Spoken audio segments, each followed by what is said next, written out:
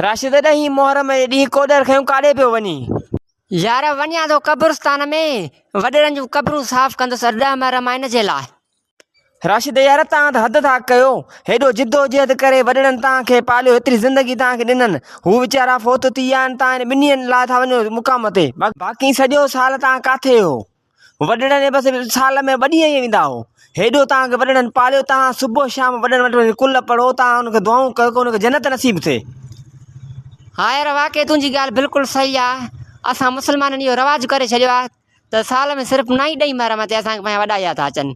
सो दोस्तो महिरबानी करे मां ऐं जेके बि दोस्त ॾिसो था पिया, हिन ॻाल्हि ते गौर कयो त वॾड़ा जेके आहे पाण बुख ते वेही असांखे पाले विया, जिदोजहद कयनि। असां डेली जे हिसाब सां उन्हनि जी क़बरुनि ते वञी कुल पढ़ूं, सिर्फ़ु हिकु ॾींहुं 9 या 10 न, डेली। महिरबानी दोस्त, मूंखे माफ़ु कजां, ही मुहर्रमुल हराम जा 10 ॾींहं मूंखे तोखां अलॻि रहणो पवंदो, छाकाणि त तूं शियो ई, मां सुन्नी आहियां। सही आहे, मां बि इहो ई पियो चाहियां। ठीकु आहे दोस्त, हाणे अॼु खां पोइ तुंहिंजा रस्ता अलॻि, मुंहिंजा रस्ता अलॻि। 11 मुहर्रम ते पोइ मिलंदासीं। यार हेफ़ आहे तव्हांजी ज़िंदगीअ ते, सॼो साल तव्हां गॾिजी गुज़ारियो था, बाक़ी मुहर्रम जा 10 ॾींहं तव्हां पाण में गॾिजी गुज़ारे नथा सघो। हेफ़ आहे यार तव्हांजी ज़िंदगीअ ते। असुल हुसैनी उहो आहे जेको मुहर्रम जा ही ॾींहं शियो या सुन्नी थी न गुज़ारे, बल्कि हुसैनी थी गुज़ारे, छो त हज़रत इमाम हुसैन सॼी इंसानियत जा मोहसिन हुया। वाह यार वाक़ई तो त मुंहिंजूं अखियूं खोले छॾियूं। बिल्कुलु हज़रत इमाम हुसैन अलैहिस्सलाम पूरी इंसानियत जा मोहसिन आहिनि ऐं असांखे बि हुसैनी थी गुज़ारणो पवंदो। ओ भाऊ, मां ग़रीब आहियां, मूंखे टेक ॾियो, मूंखे सहारो ॾियो। ओ भाऊ, का कुर्सी हाणे मूंखे विहारजे ते वेही मां पिना। फ़क़ीर सफ़ा जे करे अहिड़ी हालत ई त पोइ पिनी छो थो, घर छो कोन थो वेही वञी? यार मां तोखे चवां थो नी, मूंखे टेक ॾे, मां ग़रीब आहियां, जे पिनंदुसि त न त मुंहिंजा बच्चा बुख मरंदा, जल्दीअ में मूंखे सहारो ॾे।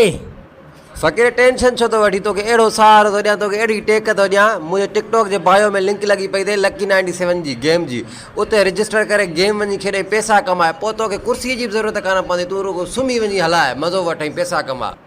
वाह वाह, पर उहा गेम डाउनलोड किथां कयां? तो त मूंखे वाह जी टेक ॾेई छॾी। अड़े बाबा, मुंहिंजे टिकटॉक जे बायो में लिंक पई अथई, हेठि वेंदे नी टिकटॉक राशिद फुलारी आइडिया जेके हुन हेठि बायो अथई, हुन में लिंक लॻी पई अथई, रजिस्टर वञी करे पंहिंजे अकाउंट ऐं गेम खेॾ, पैसा कमाए, टेक हिन खां वधीक कहिड़ी ॾींहुं यार। वाह वाह, तुंहिंजी वॾी महिरबानी, तो मूंखे वाह जी टेक ॾेई छॾी। हाणे मां गेम खेॾी पैसा थो कमायां।